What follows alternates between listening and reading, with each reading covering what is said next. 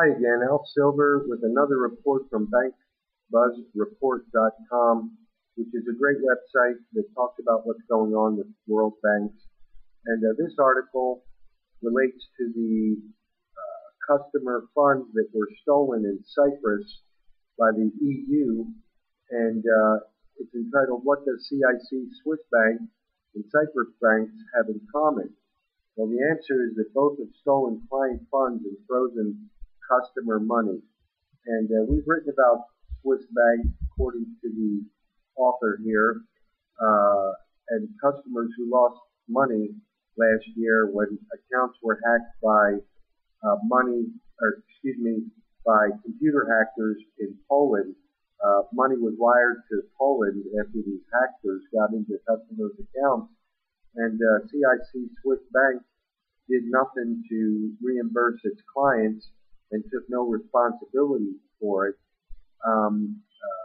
The article also states that CIC Swiss Bank froze customer accounts and refused to honor customers' requests to transfer money upon demand. Now the Cyprus banks are doing the same thing.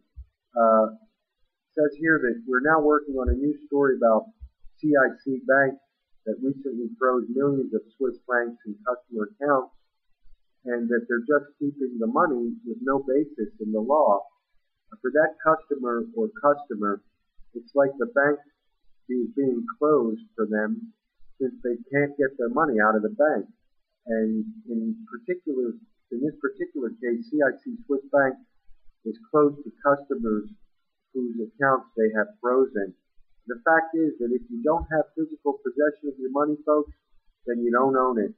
When you put your money in a bank, the bank owns it, and you're working on good faith that the bank will give it back to you upon demand, but that's not always the case.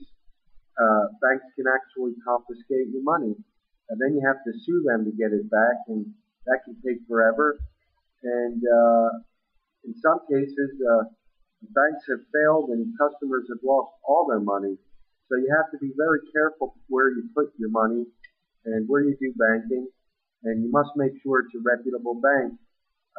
We're breaking on this news story about CIC Swiss Bank freezing millions of Swiss francs in customer funds, and it will be published as soon as we are able to verify all the facts. But we do have the headline, which is this: CIC Bank freezes millions of Swiss francs from clients' accounts. BankBuzz Report has been reporting on the danger of keeping money in European bank accounts, and CIC Bank, since the European economy is at depression levels, and European governments can no longer afford to keep bailing out failed nation states and their bad banks. So now they've come up with a new twist. They're now stealing money directly from clients' accounts, and they call it a tax, or the customer is paying their fair share. So it's a dirty trick, folks, and the article states here that the EU Parliament must have taken notice of what CIC Swiss Bank was doing and adopted their behavior, and now have codified the theft of funds from client accounts. Cyprus is just a test case and template for future actions for the rest of the European Union countries. If they can get away with it in Cyprus, and there is no revolution by the people and no contagion, then what is to prevent them from doing that with every bank account in the European Union?